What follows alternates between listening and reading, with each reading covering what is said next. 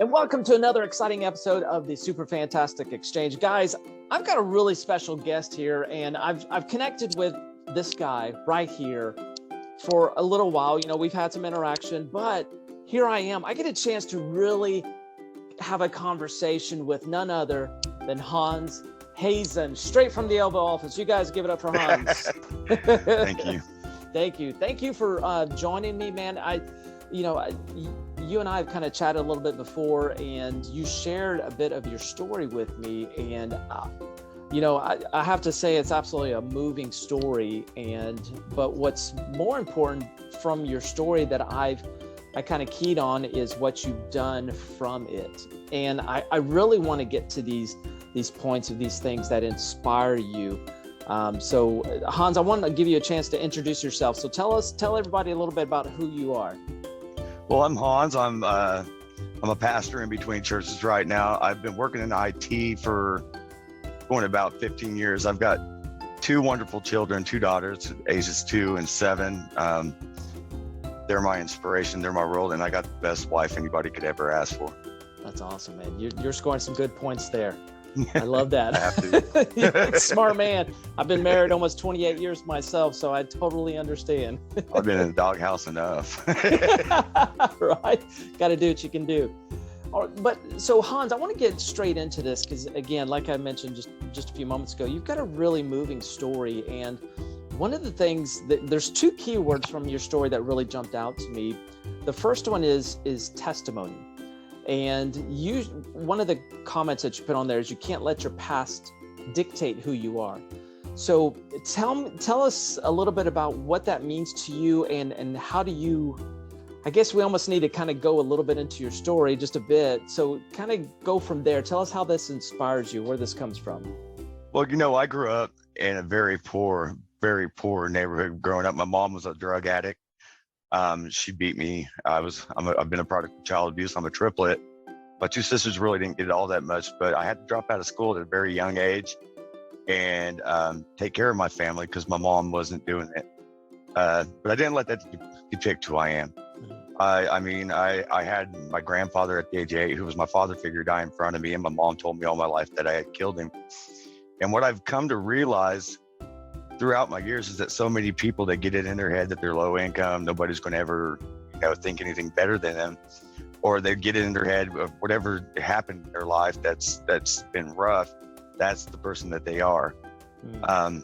And I've come to, one of the biggest things that I've come to realize is that don't let the past depict who you are, but let it define who you're going to be for the future. Use it as a stepping stone and a testimony. You don't have to get it in your head that you don't have to have it. You don't have to have it in your head that you don't have to limit yourself like this is all I'm going to be. Right. But tell because so many people, that's what they do. Mm-hmm. But whenever you tell yourself this is who I want to be, and you just start reaching for, boom, yeah, it blows up. This is who I want to be, or just thinking outside the box, or stepping outside your comfort zone. Whenever you see something that comes up that you might be interested in, don't tell yourself that you can't do it, but just go for it and try it, because what's the worst that's going to happen? Right. I mean, they can tell I've been told all my life. Wow. And that's incredible. I think, for someone who's had a past, and I've seen different experiences that they've let their past dictate their future. And they just kind of settle in a default mode saying, and like you said, this is who I am. And this is who people have told me I am because this is where I come from. And so they just by default continue with that mindset. I've even had churches tell me that my call story is an embarrassment and not to ever talk about it again. Oh my gosh. I've seen women like my sisters, they've been in abusive relationships. They think that's where they belong and they don't want to strive for anything better. What kind of example are you set for the others around you, like your little ones, your children? What kind of stepping stones where are you giving them to look up to? Is that what you want your kids to do? Yeah. And I think that is absolutely incredible, Hans, that, you experienced such a heartbreaking past, and you made a choice to say, hey, you know what? I'm going to use this. This is my testimony, and I'm going to use it to better me, to create a better family. And I love how you talked about your kids and your amazing wife. I love how you do that, because, you could have easily just stayed in that mindset, but you didn't. Yeah. I'm going to tell you what happened is I got in trouble when I was younger. And back in 2013, I had taken a minimum wage job at a grocery store, and I was used to making $35 an hour. Well, I took it because I needed to get on my feet. And I met this young girl, and I thought she was just a young punk kid that I was working with in the grocery store. Ended up she was 21. Next thing you know, she's my wife. She's married. Within a month we were married, and she was pregnant. I mean, that was moving a little quick, but it's been 8 years now, and it's the best choice I've ever made in my life. Wow. If something's not broke, you don't fix it. I found God, and everything started working for me. And I was like, you know what? I'm not going to even try and make my own decisions. It's not up to me. I'm just going to go with it. It's been working. Yeah. And that is true kind of a definition of testimony. I mean, an individual that can overcome such difficult circumstances and is able to create something new because, they found God and they're able to make those changes. And I believe your story should be told, should be shared, because it gives other people that might be in a similar situation, hope that, man, Hans got through this and is, married, he's got kids, he's in a relationship with God, and he's doing well. There's hope for me. You know what it is that you can't make your own decisions in life. You can't. I mean, you can, but you can't. When I found happiness and everything started working for me, I wasn't even looking for it. When I was looking for it, I was picking all the wrong women. I was doing all the wrong things. When you just let go and let God, everything just works out. Yeah. No, I absolutely agree. You put your faith in him that, he's got a plan for you. You may not like it at first, or you may love it, but it's his plan. And you have faith and trust that he's. Yeah. That's exactly it. I mean, everything in my life that's happened to me in the past, I wouldn't wish on anybody, but I would never change anything that's happened to me in my past, because I wouldn't be where I'm at today if it wasn't for that. Absolutely. Yeah, at that point in time, it's hard to think about it whenever you're going through a rough time. It's hard. Yeah. But once you get past it, you're going to look back and like, okay, well, that wasn't so bad. Look where I'm at today. Yeah. And look at this, and God gives you this testimony that you now have a story that you've overcome your past, and now you can share this with other people. And this becomes a gift that you get to share with others. And I think that's just absolutely amazing. It doesn't matter if it's a drug addiction. It doesn't matter if you've lost all your family, because both my parents are passed away. I have nobody to turn to. Both of my wife's parents are passed away. But you got to find somebody that you love, and you got to have that kind of support. And even if it's through the Bible, that's what you got to do. And you got to truly believe in it. I've seen so many people that have great people that's left prison, and they turn around and they end up right back, because they get out and they get told no so many times, and they start looking towards what was working for them in the past, but they never had a support system that was going to sit there and tell them that it's okay. Yeah. Now, I'm not talking about a support system that's going to baby you while you're in prison, or let you know if you go to prison everything's going to be okay. I'm talking about a support system, something you got to have something to set your mind towards. Mine was my family. Yeah. Mine was I would never want to do to my child or through anything that I've ever gone through in my life. And I love her, so why would I want to put that kind of hurt on her? And I just keep on focusing on that. I focus on my family, and I focus on God, and it's not about me. And I never let myself. I never say no, I can't do that. If there's a position I was to see on Indeed today, and I thought, oh, I love that position, and then I look down, I'm like, oh, I don't know. Well, you never know unless you try. Yeah, you never. exactly. You just go for it. You know. Absolutely. If you never try, the answer is always no. Right. That's right. Don't set you're the one that's causing that boundary right there. You gotta step outside that comfort zone. Oh, I love that. That's so good. And Hans, the second word that kind of jumped out from reading your story is gratitude. And I love how you have this testimony, and you have your wife and your kids, and you have God, you have your mindset that you've created by design so that you can be better. And I have this sense of gratitude that, is part of your life now, that you're in a really good position. Things, in the environment may not be great, but you're in a place that is much better than you've ever been. It is much better than I've ever been. And it might not be much better than what I've ever been here in a couple of months. It just depends on what happens in my life. But you got to be thankful for the things in your life that are going good. You got to be thankful for the good. Don't dwell on the past. It's like people, when they come to work. I used to be a nurse inside an ICU, and I get sent over to the oncology unit. I learned really quick with the humbling experience that drop your personal stuff at the door, put a smile on your face, and it doesn't matter if you're working customer service or what you're doing. They can see a smile over the phone. Yeah. But have gratitude for absolutely everything good in your life, and be thankful that you got it, and you'll be rewarded in the end for it. You'll I mean, at least you're not dwelling on the past or dwelling on the problems you can't solve. Yeah, and I see that with you, because when you talk about your wife, when you talk about your kids, when you talk about God, I can see it in you that it doesn't matter That's all I got. Exactly, and that's what you're grateful for, and it doesn't matter what's happening around you or what the past looked like. You're the only constant.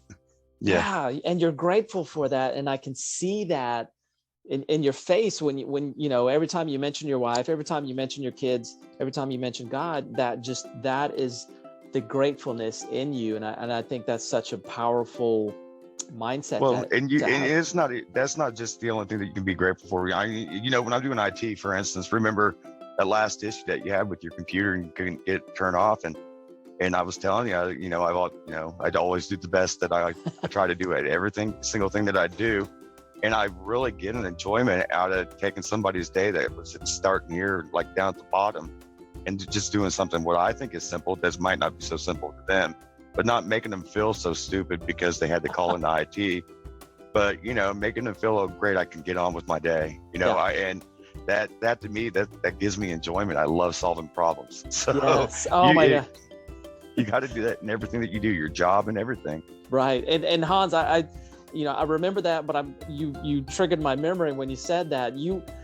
I worked together, and I had that issue, the craziest issue. I couldn't turn off my computer to restart it. And so, and that's a simple thing seemingly, like you said, but it was blocking me from doing what I needed to do. And, I connected with you, and you're like, hey, we got this, we'll take care of it. And you were just, and that's such an incredible skill to have, to, somebody's here is like kind of freaking out because, they're being blocked from what they, think they need to do.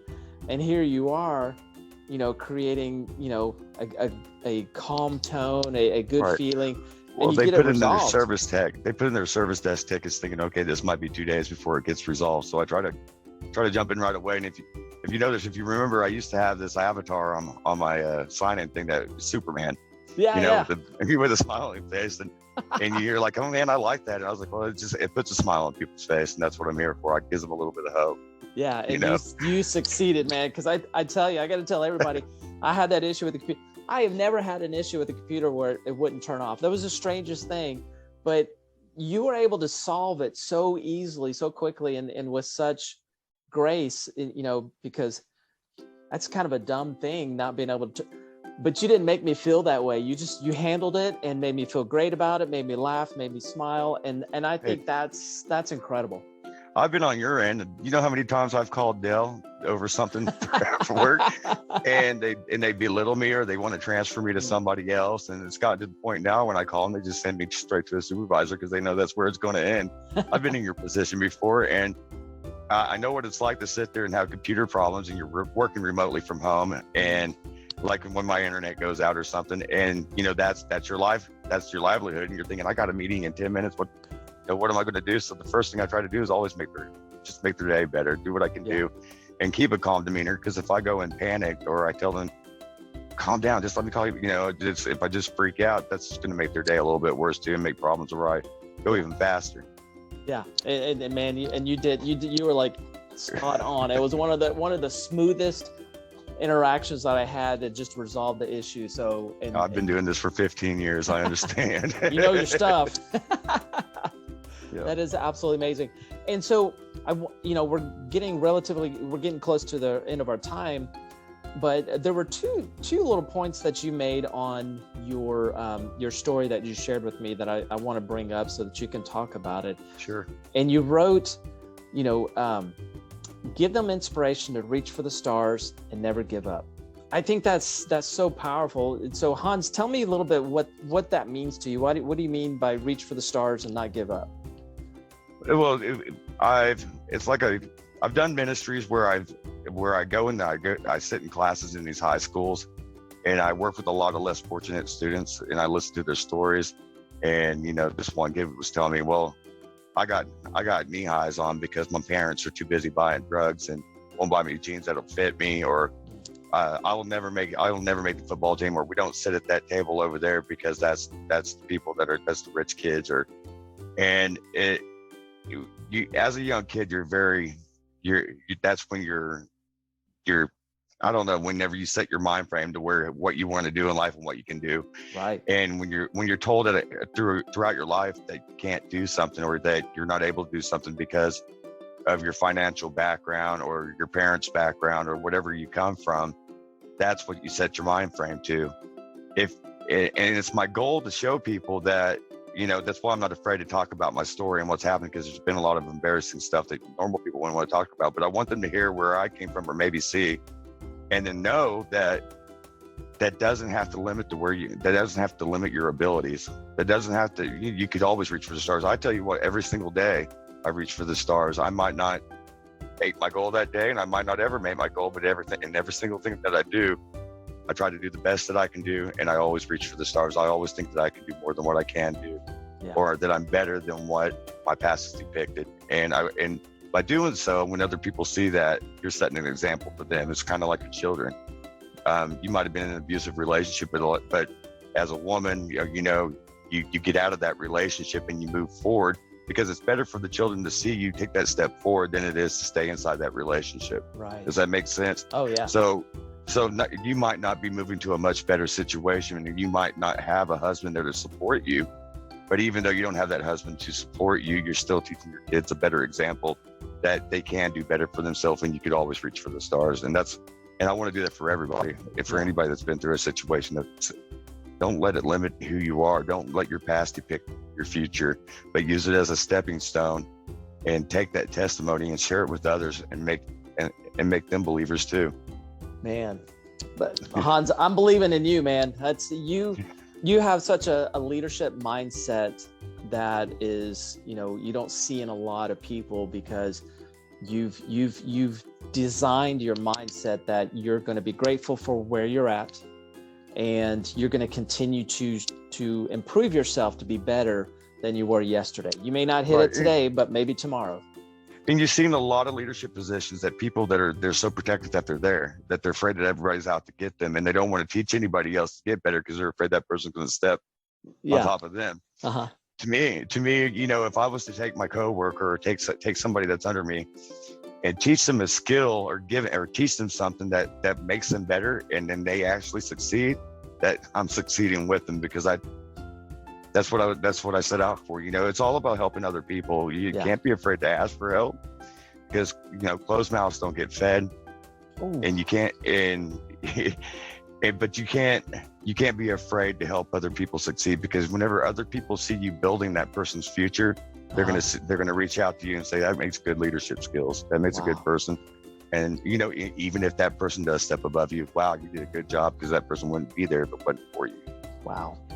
Hans, man, that's gold right there. And with that, man, we've hit the end of our time, but okay. Hans, you've got an amazing mindset, and I am so grateful that I get a chance to talk to you and hear a little bit about your story, and your leadership mindset is absolutely amazing. Guys, this is fun. Yeah, I had a blast connecting with you, and I hope I want to stay connected with you as well. And I'm believing great things for you that are just going to continue to grow for you. I'm totally believing that. Guys, I want to thank you so much for joining us today on the Super Fantastic Exchange. Hey, you guys, keep an eye out for Hans Hazen. He's going to be out there. He's going to be up there. He's going to be making some amazing things happen. So y'all keep an eye out for Hans Hazen, guys. Thank you so much for joining us, Hans. Thank you. And we will see you on the next episode of the Super Fantastic Exchange. Thank you, guys.